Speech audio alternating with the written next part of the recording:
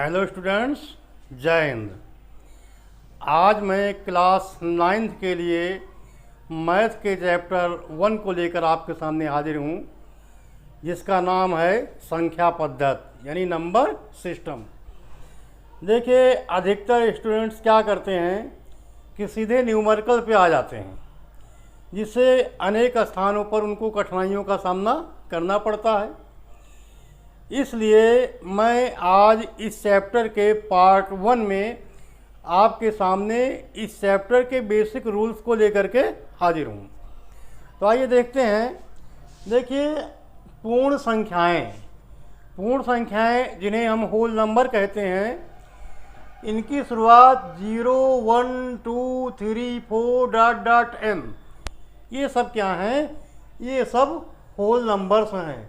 इन्हें हम पूर्ण संख्याएं कहते हैं, जिसकी शुरुआत 0 से होती है, यानी कि स्मॉलेस्ट होल नंबर, सबसे छोटी पूर्ण संख्या, वो 0 यानी 0 होती है।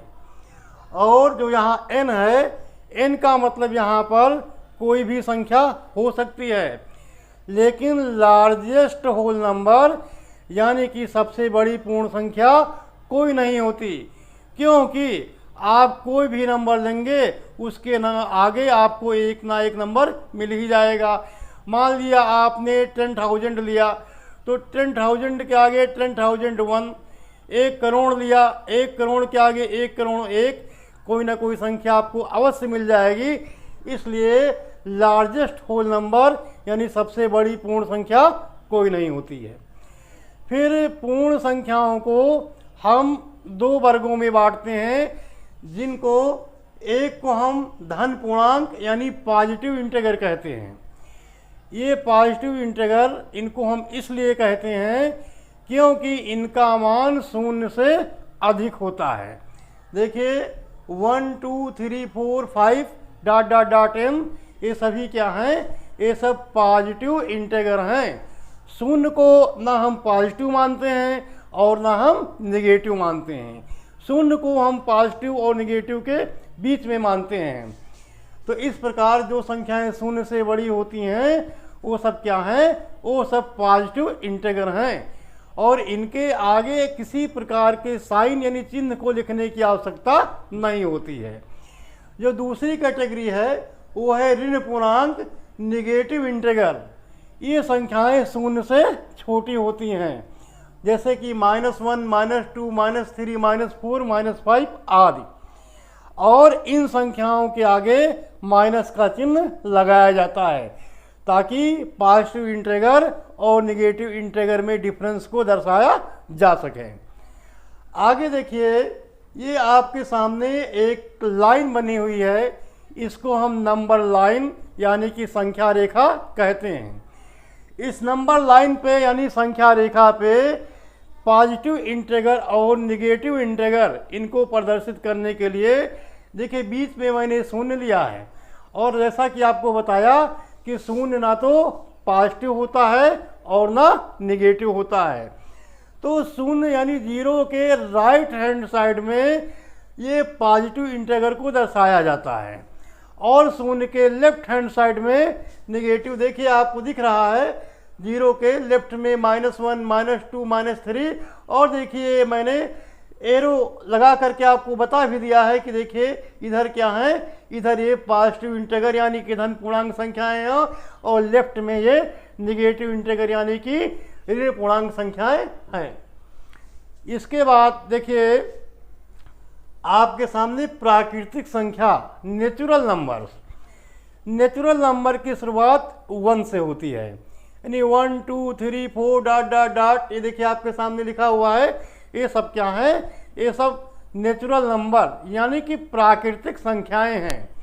यहाँ पर एक बात गौर करने वाली है कि 0 को छोड़ करके जितनी संख्याएं होल नंबर हैं, वो सभी संख्याएं नेचुरल नंबर यानी कि प्राकृतिक संख्याएं भी हैं। 0 नेचुरल नंबर के अंदर नहीं आता है। इसके बाद देखिए परिमेय संख्याएं, जिनको हम रेशनल नंबर बोलते हैं। देखिए, रेशियो से बना रेशनल नंबर। तो रेशनल नंबर क्या होती हैं? देखिए ऐसी सभी संख्याएं जिन्हें हम p बटे क्यू, देखिए यहाँ पे ऊपर p नीचे q, यानी ऊपर न्यूमरेटर नीचे डिनोमिनेटर, तो p बटे क्यू के रूप में हम जिन संख्याओं को लिख सकते हैं उन्हें हम रेशनल नंबर यानी कि परिमेय संख्याएं कहते हैं। यहाँ पर एक पॉइंट पे गौर करना है कि q के स्थान पर 0 नहीं हो सकता है कभी भी, q नॉट इक्वल टू 0। ऊपर तो 0 हो सकता है q, जैसे कि एग्जाम्पल में देखिए 3/4, 2/3, 0 मैंने लिख दिया, तो 0 ऊपर तो हो सकता है, यानी न्यूमरेटर के जगह पे 0 हो सकता है, लेकिन डिनोमिनेटर यानी कि हर के स्थान पर कभी 0 नहीं हो सकता है। तो इसका मतलब ये हुआ कि वे संख्याएं जिन्हें हम p बटे क्यू के रूप में लिख सकें किंतु q के स्थान पर 0 ना हो, उन्हें हम रेशनल नंबर यानी कि परिमेय संख्याएं कहते हैं। इसके अलावा और देखिए, सभी पूर्णांक संख्याएं भी परिमेय संख्याएं होती हैं, यानी जितने भी होल नंबर हैं सारे होल नंबर भी रेशनल नंबर हैं। क्यों?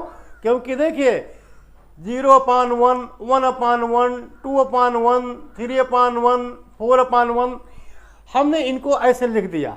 अब देखिए ऊपर न्यूमरेटर के स्थान पर 0, 1, 2, 3, 4 ये हमको मिल गया, डिनोमिनेटर के स्थान पर हमें सभी में 1 मिल गया, यानी 1 से हम डिवाइड करेंगे तो संख्या के ऊपर कोई फर्क भी नहीं पड़ेगा और संख्या हमको p/q के रूप में मिल भी गई। यानी कि सभी होल नंबर क्या हैं? सभी होल नंबर भी रेशनल नंबर होती हैं। आगे देखिए √1, √4, √9, √4, तो कहने का मतलब यह है, यहाँ पे हमने इसको √16 कर दिया, 4 को हम एक बार लिख चुके हैं, तो √1, √4, √9, √16 इन सभी का जब हम स्क्वायर रूट लेंगे तो हमें होल नंबर मिल जाएगा। और ये होल नंबर आपको हम पहले ही बता चुके हैं कि होल नंबर भी सभी रेशनल नंबर होती हैं, यानी अंडर रूट वाली वे सभी संख्याएं जिनका स्क्वायर रूट होल नंबर के रूप में मिल सकता है वे सभी संख्याएं भी परिमेय संख्याएं यानी कि रेशनल नंबर होती हैं।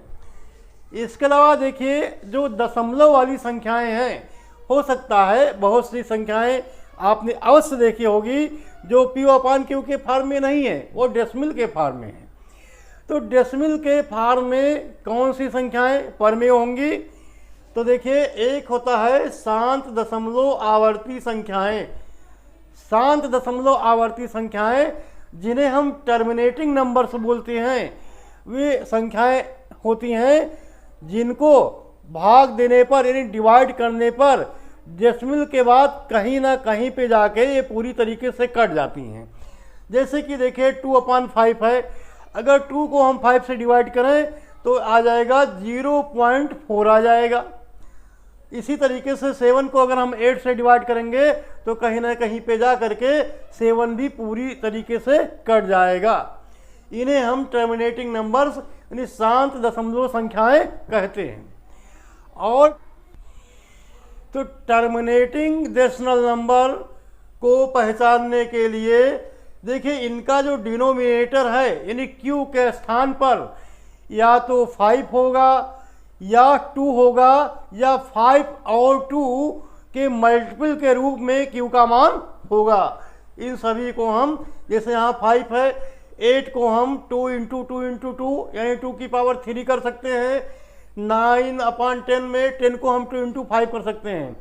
यानी कि जो टर्मिनेटिंग नंबर्स हैं इनका जो डिनोमिनेटर है यानी q के स्थान पर या तो 5 होगा या 2 होगा या 2 × 5 के फॉर्म में ही ये नंबर्स होती हैं। तो देखिए स्टूडेंट्स, अनवसानी पुनरावर्ती यानी कि जो परिमेय संख्याएं या रेशनल नंबर हैं इसमें एक अनवसानी पुनरावर्ती नॉन टर्मिनेटिंग रिपीटिंग नंबर्स यानी ये वे नंबर्स होती हैं जिनको किसी भी संख्या से डिवाइड किया जाए ये किसी भी स्थान पर समाप्त नहीं होती हैं, यानी कि पूरी तरीके से डिविजिबल नंबर ये नहीं होती हैं। डेसिमल के बाद में इनमें एक निश्चित क्रम में संख्याएं रिपीट होती हैं। जैसे कि हम आपके सामने कर दें 3.01001 या 5.0123012 डॉट यानी यही संख्याएं बार बार रिपीट होती रहेंगी। तो इनको हम नॉन टर्मिनेटिंग रिपीटिंग नंबर्स यानी कि अनवसानी पुनरावर्ती नंबर्स कहते हैं। इसके बाद देखिए अपरिमेय संख्याएं, इरेशनल नंबर्स। तो जो संख्याएं परमेय नहीं हैं वो संख्याएं अपरिमेय हैं। तो परमेय संख्याओं के कैरेक्टरिस्टिक यानी उनके गुणों के बारे में हम जान चुके हैं कि कौन सी संख्याएं परमेय संख्याएं होती हैं। उनको छोड़ करके जो संख्याएं होती हैं वे अपरिमेय संख्याएं होती हैं। जैसे कि अभी हम √7 को ले लें, इस √7 को ले लें तो ये एक इरेशनल नंबर है, क्योंकि इसका स्क्वायर रूट हमें होल नंबर के रूप में यानी कि वर्गमूल पूर्ण संख्या के रूप में नहीं मिलेगा। तो इस तरीके से √7 क्या है, √7 एक अपरिमेय संख्या। फिर देखिए वास्तविक संख्याएं। तो जितने भी रेशनल नंबर और इरेशनल नंबर हैं इन सभी को हम संयुक्त रूप से वास्तविक संख्याएं यानी कि रियल नंबर कहते हैं। तो रियल नंबर में जितने भी रेशनल नंबर और जितने भी इरेशनल नंबर यानी कि सभी परमेय संख्याएं और अपरिमेय संख्याएं आ जाती हैं। फिर देखिए निरपेक्ष मान, जिसको हम एब्सोल्यूट वैल्यू कहते हैं। किसी नंबर का जो एब्सोल्यूट वैल्यू होता है या जो निरपेक्ष मान होता है वो सदैव पॉजिटिव होता है, वो कभी नेगेटिव नहीं होता। जैसे कि -4 लिखा है तो इसकी एब्सोल्यूट वैल्यू 4 होगी, और -a लिखा है इसकी एब्सोल्यूट वैल्यू a होगी, माइनस हट जाता है। तो संख्याओं के पॉजिटिव रूप को ही हम क्या कहते हैं, एब्सोल्यूट वैल्यू कहते हैं। तो फ्रेंड्स आपके NCERT बुक्स में ये रूल दिए गए हैं। इसके अलावा इंडिया के कुछ प्रसिद्ध लेखक हैं, जैसे कि R.D. शर्मा को ले लीजिए, R.S. अग्रवाल को ले लीजिए, डॉक्टर मनोहर रे को ले लीजिए। इनकी पुस्तकों में कुछ अलग से भी नियम दिए गए हैं जिनका की प्रयोग हमें करना होता है। तो देखिए हम आते हैं सबसे पहले समवर्क नियम। समवर्क नियम यानी क्लोजर लॉ। ये क्या होता है, तो देखिए अगर दो पॉजिटिव इंटीजर हैं हम उनको ऐड करें या उन्हें मल्टीप्लाई करें यानी कि जोड़ें या गुणा करें, तो जो रिजल्ट मिलेगा हमें वो भी एक पॉजिटिव नंबर होगा। देखिए अगर हम जैसे मान लिया 3 + 4 करें तो ये क्या आएगा 7। तो देखिए 3 भी एक पॉजिटिव इंटीजर है, 4 भी एक पॉजिटिव इंटीजर है, और जो इनका ऐड का रिजल्ट आया 7 ये भी एक पॉजिटिव इंटीजर है। यानी धन पूर्णांकों का योगफल भी धन पूर्णांक होता है। तो 3 + 4 = 7। और इसी तरीके से अगर हम 3 × 4 करें तो कितना आता है, 12 आता है। 3 भी एक पॉजिटिव इंटीजर है, 4 भी एक पॉजिटिव इंटीजर है, और जब इसको हम मल्टीप्लाई करते हैं तो जो हमें प्रोडक्ट मिला यानी इनका गुणनफल मिला 12, ये भी एक पॉजिटिव इंटीजर है। तो हमने देखा कि धन पूर्णांकों का योगफल और गुणनफल भी धन पूर्णांक होता है। इसी को हम समवर्क नियम यानी कि क्लोजर लॉ कहते हैं। और देखिए जब हम ऐड करेंगे तो वहाँ पर कहेंगे क्लोजर लॉ ऑफ एडिशन, यानी कि जो 3 + 4 = 7 लिखा हुआ है, अगर इसके सामने हमें लिखना हो कि यहाँ पे कौन सा रूल अप्लाई होता है तो हम क्या लिखेंगे, क्लोजर लॉ ऑफ एडिशन।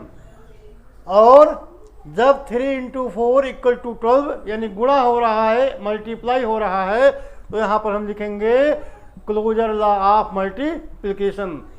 तो धन पूर्णांकों का योगफल और गुणनफल भी धन पूर्णांक होता है, और ये आपका क्लोजर लॉ या संपर्क नियम ही हुआ।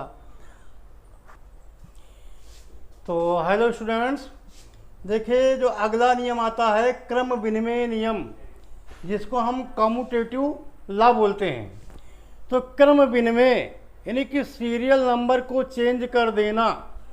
जैसे कि एक सोफा पे अगर दो व्यक्ति बैठे हैं और दोनों अपने पोजीशन को बदल लें, जो उस किनारे बैठा है इधर आ जाए, इधर बैठा है वो उधर चला जाए, तो उस सोफे पे रहेंगे दो लोग ही। इसी तरीके से देखिए 3 + 4 यानी 3 और 4 को मैंने जोड़ा, तो अगर हम 4 + 3 को 4 को पहले लिख दिया 3 को बाद में लिख दिया तो 7 यहाँ भी आएगा और 7 यहाँ भी आएगा। इसी तरीके से 3 × 4 किया 12 आएगा। अब अगर हम 4 को पहले कर दें 3 को बाद में कर दें तो भी 12 ही आएगा। यानी कि धन पूर्णांकों के क्रम बदल देने पर भी उनके योगफल और गुणनफल पर कोई प्रभाव नहीं पड़ता है। यानी कि एडिशन और मल्टीप्लिकेशन का जो अंत में हमको परिणाम मिलता है इसके ऊपर कोई फर्क नहीं पड़ता है। तो आपने देखा कि यदि पूर्णांकों का क्रम बदल दिया जाए तो उनका जो एडिशन और सब्ट्रैक्शन है सारी, तो क्रम विनिमय नियम यानी कि कम्यूटेटिव लॉ में आपने देखा कि यदि पूर्णांकों के क्रम को बदल दिया जाए तो भी उनके योगफल और गुणनफल पर कोई प्रभाव नहीं पड़ता है। अब आते हैं अगले रूल पे, साहचर्य नियम, एसोसिएटिव लॉ। देखिए साहचर्य का मतलब होता है भाईचारा। आखिर भाईचारे का इस रूल से क्या संबंध है, आइए पहले देखते हैं। तो देखिए 3 प्लस एक ब्रैकेट में हमने 4 + 5 किया इक्वल टू 3 प्लस इस 4 + 5 को हमने ऐड किया तो 9 हुआ और 3 + 9 = 12। अब देखिए हमने 3 को बाहर कर दिया, नहीं 3 को अंदर कर दिया, 4 को बाहर कर दिया। अब 4 + 3 + 5 तो ये 4 और 3 + 5 का 8 आया। अब 4 + 8 = 12। अब देखिए हमने 5 को बाहर कर दिया, 3 + 4 अंदर है, तो 5 + 3 + 4 7 = 12। तो देखिए हमने यहाँ पे पूर्णांकों के विभिन्न जोड़े बनाए, लेकिन जो अंत में योगफल आया उसके ऊपर कोई प्रभाव नहीं पड़ा। इसी तरीके से देखिए 3 × 4 × 5 = ये वाला 3 यहाँ पे आ गया और 4 × 5 का जो परिणाम है यहाँ 20 और 20 को जब 3 से मल्टीप्लाई किया तो 60 आया। अब देखिए क्या होता है कि 4 को हम बाहर ले आए, 3 को अंदर कर दिए, तो 3 × 5 अंदर है तो ये 4 यहाँ पे आ गया। 3 × 5 15 और 4 को जब मैंने 15 से मल्टीप्लाई किया तो 60 आ गया। इसी प्रकार देखिए 5 × 4 × 3, अब देखिए 5 बाहर आ गया और ब्रैकेट के अंदर 3 × 4 है, तो ये देखिए 5 यहाँ पे और 4 × 3 का जो प्रोडक्ट है वो 12 यहाँ पे। अब 12 और 5 को जब मैंने मल्टीप्लाई किया तो 60 आया।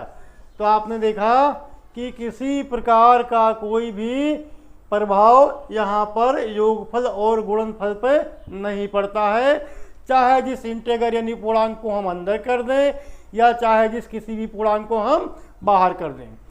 यानी एसोसिएटिव लॉ, ये साहचर्य नियम क्या है, यदि पूर्णांकों के विभिन्न जोड़े बनाकर उनका योगफल या गुणनफल निकाला जाए तो उस पर किसी प्रकार का कोई भी प्रभाव नहीं पड़ता है। इसे हम कहते हैं साहचर्य लॉ यानी कि एसोसिएटिव लॉ। अब देखिए स्टूडेंट्स, अगला नियम है वितरण नियम, ये डिस्ट्रीब्यूशन लॉ। तो आइए हम सबसे पहले एग्जांपल देखते हैं। देखिए 3 × 4 + 5, यहाँ पर देखिए ये क्या हो जाएगा 3 × 4 प्लस ये प्लस चिन्ह का है, 3 को हम पहले 4 से मल्टीप्लाई करेंगे, फिर प्लस का चिन्ह है तो प्लस का चिन्ह मैंने लगा दिया, फिर 3 को मल्टीप्लाई 5 से करेंगे तो 3 इंटू 5। तो देखिए ये 3 इंटू 4 12 और 3 इंटू 5 कितना आया 15 आया। यहाँ पे देखिए ये 3 इंटू 4 प्लस 5 9 होता है, तो 9 3 जा 27 होता है।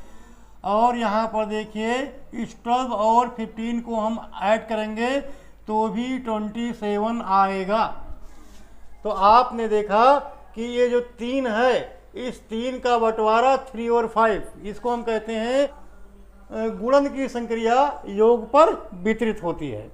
यानी अगर ब्रैकेट के अंदर दोनों प्लस का चिन्ह है और बाहर मल्टीप्लिकेशन का चिन्ह है, तो जो बाहर वाला नंबर है उन अंदर वाले नंबरों से दोनों का गुणा होता है। और ये रूल सब्ट्रैक्शन पर भी यानी घटाव पर भी लागू होता है।